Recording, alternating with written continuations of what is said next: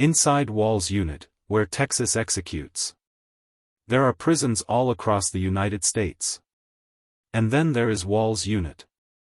For more than a century, this place has been a focal point of American punishment, confinement, labor, and, most controversially, execution.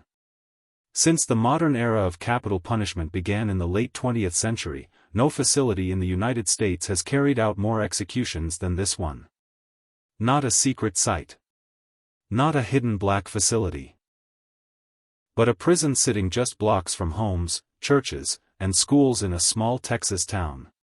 This is the story of how the Walls Unit became the center of the largest execution system in the Western world, and what actually happens inside its walls. Before we dive into today's powerful story, don't forget to hit that like button and subscribe for more gripping tales. Your support helps us keep sharing these stories, and we wouldn't want you to miss any of the action. Now, let's get started. Where we are. The Walls Unit is located in Huntsville, Texas, roughly 70 miles north of Houston. It is the oldest prison in the Texas Department of Criminal Justice system still in operation.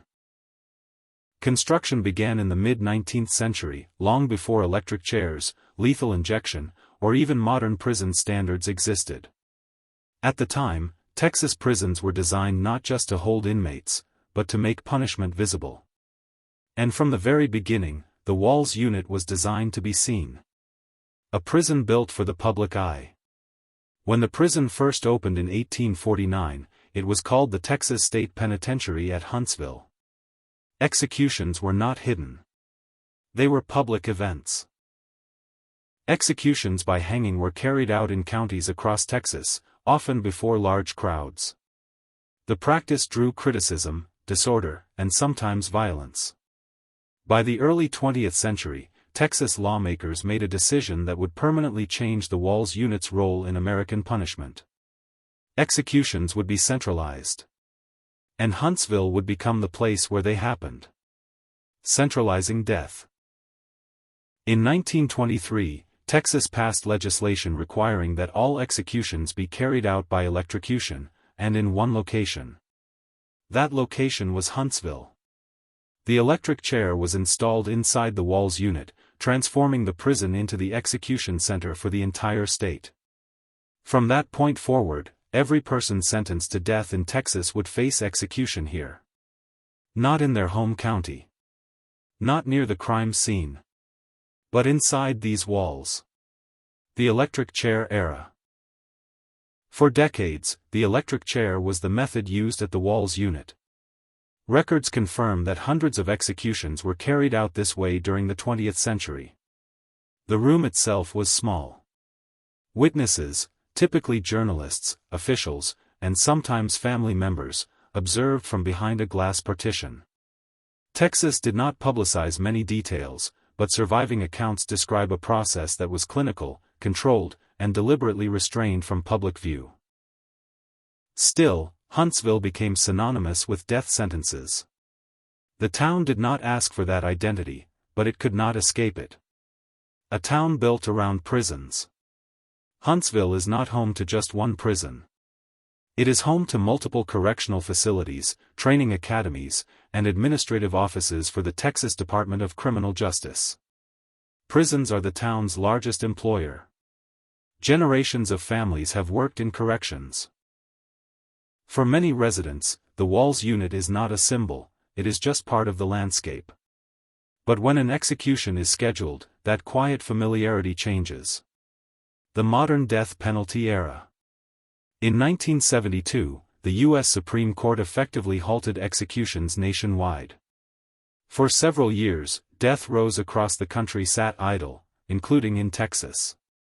Then, in 1976, the court allowed executions to resume under revised statutes. Texas rewrote its death penalty law. Executions would return. And once again, Huntsville would be the place where they occurred. From electric chair to lethal injection.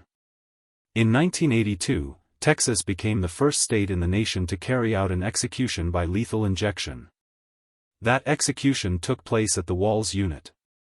The electric chair was retired. The new method was presented as more humane, more controlled, and more medical in appearance. But the shift did not reduce controversy. Instead, it marked the beginning of a new chapter. One that would place Texas at the center of global scrutiny. The execution chamber. The execution chamber at the Walls unit is small and deliberately plain. A single gurney sits in the center. Witnesses observe through glass from an adjacent room. The condemned is brought in, restrained, and connected to 4 lines. The process follows a written protocol approved by the state. Exact timings, drug combinations, and procedures have changed over the years, often as a result of litigation. But the location has remained the same. Witnesses. Texas law allows certain witnesses to attend executions. These typically include official witnesses, media representatives, spiritual advisors, family members of the condemned, family members of the victim, if they choose to attend. What witnesses see, and how they interpret it, has fueled decades of debate. Some describe the process as calm. Others describe visible distress. Those accounts are subjective, but they form the public's only window into what happens behind the walls. The scale of executions. Since executions resumed in 1982, Texas has carried out more executions than any other state. A significant portion of those executions took place at the Walls unit before the execution chamber was later moved to another Huntsville facility in the 1990s. This concentration made Huntsville, and the Walls unit, internationally known. Supporters argue it represents justice carried out efficiently. Critics argue it reflects systemic flaws in capital punishment. Both sides point to the same place. Protests outside the gates. On execution days, crowds often gather outside the Walls unit. Some pray. Some protest. Some remain silent. Law enforcement establishes clear perimeters. Residents go about their lives nearby. Executions inside continue out of public view, but never out of public awareness. Media and global attention. Executions at the Walls unit have drawn attention from across the world. Foreign governments have issued formal protests. International organizations have condemned or scrutinized Texas practices. The prison has become more than a facility. It has become a symbol, used differently depending on who is speaking. Life inside before execution. Crossing the gate. To understand what executions at the Walls unit meant, it's necessary to understand what life looked like inside the prison before an execution ever took place. For most of its history, inmates sentenced to death were not housed at the execution chamber itself. They lived elsewhere, sometimes for years, sometimes decades, waiting for a date that could be scheduled, delayed, stayed, or cancelled with little warning. The Walls unit was not where they waited. It was where they were brought at the end. Where death row actually was. For much of the modern death penalty era, Texas death row inmates were housed at other facilities, most notably the Ellis unit, located just outside Huntsville. The Walls unit's role was procedural and final. Inmates were transferred here only when their execution date was imminent. That transfer marked a shift. It meant appeals had failed or been exhausted. It meant the state intended to carry out the sentence. And from that point forward, time moved differently. The transfer. Transfers to the Walls unit typically occurred days before a scheduled execution. The exact timing varied by case and by era. Security procedures were tight. Routes were planned. The inmate's identity was known, but the movement itself was deliberately low profile. Once inside, the inmate would be placed in a holding area separate from the general population. This was not death row as most people imagine it. This was a waiting space. The holding cells. The holding cells at the Walls unit were designed for short stays. They were stark. Minimal furnishings. Limited personal items. Inmates were allowed certain possessions, legal papers, religious texts, but nothing excessive. Movement was restricted. Interactions were limited. Every step was logged. The environment was meant to be controlled, not rehabilitative. Daily routine before execution. Daily routines during this period followed a strict schedule. Meals were provided at set times. Medical checks were conducted. Legal visits were allowed, sometimes up to the final day. Religious counseling was available, depending on the inmate's request and availability of clergy.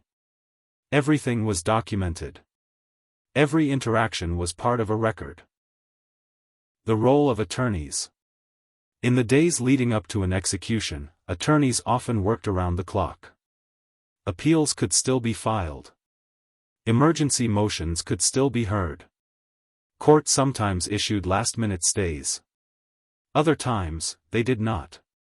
For inmates, this meant living in a state of constant uncertainty, even with a date set. Executions have been halted within hours of their scheduled time. Others proceeded despite urgent appeals. There was no guaranteed outcome until the moment itself. Family visits. Texas law permitted certain final visits. Family members could request time with the condemned. These visits were supervised. Time limits were enforced.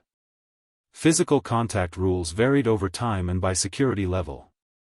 Some families came. Others chose not to. In some cases, family members of the condemned had already been estranged for years. The state did not require reconciliation. Last meals. For decades, Texas allowed death row inmates to request a final meal. These meals became part of public fascination, sometimes respectful, sometimes sensationalized. The requests were prepared by prison staff, within reason. But in 2011, Texas ended the practice after a high-profile controversy involving an uneaten meal. From that point forward, inmates received the standard prison meal instead. The Walls unit followed this policy like all other Texas facilities. The final day begins. On execution day, the schedule became even more rigid. Medical staff conducted examinations. Paperwork was reviewed. Witness lists were finalized. The inmate was monitored continuously. At this stage, there was no ambiguity about the state's intention. Only courts could stop the process now. Media preparation. Media witnesses were notified in advance. They were briefed on rules. Where to stand. What could be observed. What could be reported. No recordings were allowed inside. No photographs. Only written observations. This restriction meant public understanding depended entirely on eyewitness accounts. The role of prison staff. Executions required coordination across multiple departments. Correctional officers. Medical personnel. Administrative staff. Counselors. For staff, this was part of their job, but not a routine assignment. Interviews with former employees indicate that execution duty was emotionally taxing, even for seasoned officers. Some volunteered. Others were assigned. All were expected to follow procedure exactly. The walk. When the time came, the inmate was escorted from the holding cell to the execution chamber. This walk was short. Measured in steps, not minutes. Witnesses did not see it. Only staff were present. This was the final movement within the Walls unit. What the public never sees. What happens behind that door has been documented, but never filmed. Official descriptions outline the procedure. Witness accounts describe the atmosphere. But there is no visual record available to the public. The state has consistently argued that privacy and security require this restriction. Critics argue it limits transparency. Both positions remain unresolved. After the execution. After an execution, the body was released to a funeral home chosen by the inmate's family or arranged by the state if no claim was made. Paperwork continued. Reports were filed. The prison returned to normal operations. For Huntsville residents, traffic resumed. For staff, shifts ended. For families, on all sides, the impact continued long after. A place that never closes. The Walls unit did not shut down after executions. Inmates continued serving sentences. Staff continued reporting to work. Life moved forward, even as the prison's reputation remained fixed in public memory. It was not built to be symbolic. But history made it so. The cases, the process, and the record. Names, not numbers. Every execution carried out at the Walls unit is documented. Not as a headline. Not as a statistic. But as a legal conclusion to an individual case. Each name represents years, sometimes decades, of investigation, prosecution, appeals, and judicial review. Understanding the Walls unit requires understanding those cases, and how Texas decided who would be sent there. How a case reaches Huntsville. Before an inmate is ever transferred to Huntsville, the case must pass through multiple stages. Trial and conviction. Sentencing by a jury. Automatic direct appeal. State-level post-conviction review. Federal habeas corpus review. Only after these avenues are exhausted can an execution date be scheduled. This process typically takes many years. Some cases never reach the final stage. Texas and the death penalty. Texas law allows capital punishment for specific categories of murder, including murder of a police officer or firefighter, murder during the commission of certain felonies, multiple murders, murder of a child under specific circumstances. But how often prosecutors seek the death penalty varies widely by county. A small number of counties account for a large share of death sentences. This geographic disparity has been documented repeatedly in academic and legal studies. Jury decisions. In Texas, juries play a central role in capital cases. They must answer specific sentencing questions, including whether the defendant poses a future danger to society. This concept, known as future dangerousness, has been controversial. Critics argue it is speculative. Supporters argue it protects public safety. Regardless, a jury's answers determine whether a death sentence is imposed. Appeals and delays. Appeals are not a formality. Texas courts have overturned death sentences due to prosecutorial misconduct, ineffective assistance of counsel, improper jury instructions, new evidence. Some inmates initially sentenced to death later receive life sentences. Others are exonerated entirely. But when appeals fail, the case moves forward. And Huntsville enters the picture. Exonerations and errors. Texas has led the nation in death row exonerations. Some individuals sentenced to death were later found innocent through DNA evidence or new testimony. These cases have fueled ongoing debate about the risk of irreversible error.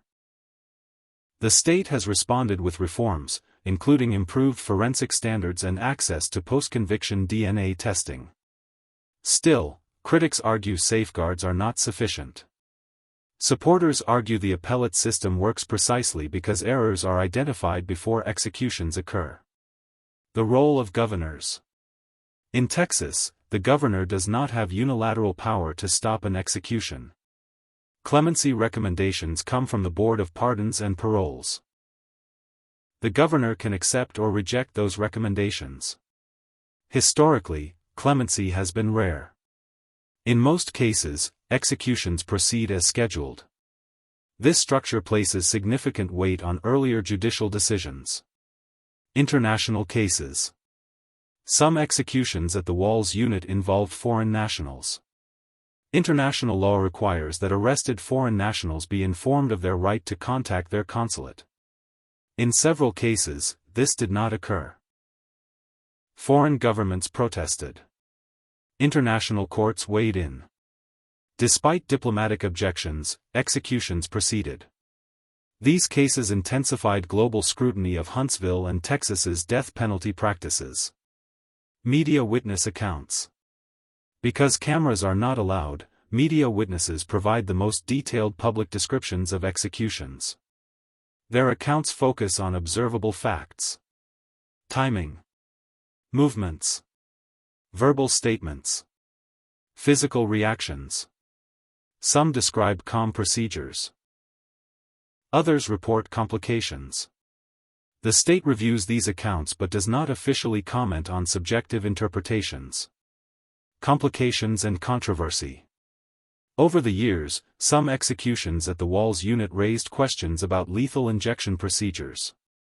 Issues included difficulty establishing fore access, extended time before death was pronounced, legal challenges to drug protocols. These incidents prompted lawsuits and protocol revisions. Texas maintains that its procedures meet constitutional standards. Litigation continues to shape how executions are carried out. Moving the chamber. In the late 1990s, Texas moved its execution chamber from the Walls unit to the Polunsky unit, located outside Huntsville. The decision was driven by security and logistical considerations. However, the Walls unit remained symbolically tied to executions. The history, and public memory, did not move with the chamber. Why the Walls unit still matters. Even after the execution chamber was relocated, the Walls unit continued to represent the center of Texas's execution system. It was here that decades of executions occurred. It was here that protest traditions formed. It was here that Huntsville became known worldwide. The building no longer hosts executions. But it remains inseparable from their history. Voices of victims' families. Families of murder victims have diverse views on the death penalty. Some attend executions seeking closure. Others choose not to. Some oppose capital punishment entirely. The state does not require their participation. Their experiences are deeply personal, and often conflicting. No single narrative defines them. Public opinion shifts. Public support for the death penalty in Texas has declined over time, though it remains higher than in many other states. Factors influencing opinion include cost, risk of wrongful conviction, lengthy appeals, availability of life without parole. These shifts have reduced the number of death sentences, though executions continue. Declining numbers. Texas now executes fewer people annually than it did in the late 1990s and early 2000s. Fewer death sentences are imposed. Fewer cases reach finality. But the system remains in place. And when executions occur, their legacy still traces back to Huntsville. The staff perspective. Former correctional employees have described execution duty as isolating. Some reported long-term emotional effects. Others said they compartmentalized the experience. The prison system provides limited counseling resources. Participation is considered part of professional responsibility. Records and transparency. Texas releases execution records, but not all details. Certain information remains classified, including identities of drug suppliers and some staff roles. Transparency advocates continue to push for broader disclosure. The state argues that anonymity protects safety and supply chains. This dispute remains unresolved. Legacy of the Walls. The Walls unit is no longer where Texas executes. But it is where Texas built its execution identity. The building witnessed shifts in law, technology, and public conscience. It stands today as both an active prison and a historical artifact. What history will decide? History does not deliver verdicts quickly. The Walls unit's role will continue to be debated by scholars, lawmakers, families, and citizens. Whether it is remembered as a necessary institution or a cautionary symbol depends on how the future unfolds. If you've stayed with us this far, thank you. The Walls Unit isn't just a building or a chapter in Texas history, it's a place where law, punishment, and human consequence intersect in real time. What happened behind these walls continues to shape debates about justice, accountability, and the limits of the state's power. If you found this documentary valuable, consider subscribing for the next part, where we explore how Huntsville itself lives with this legacy, beyond the prison gates. Leave your thoughts in the comments, keep the discussion factual and respectful, and as always, thanks for watching.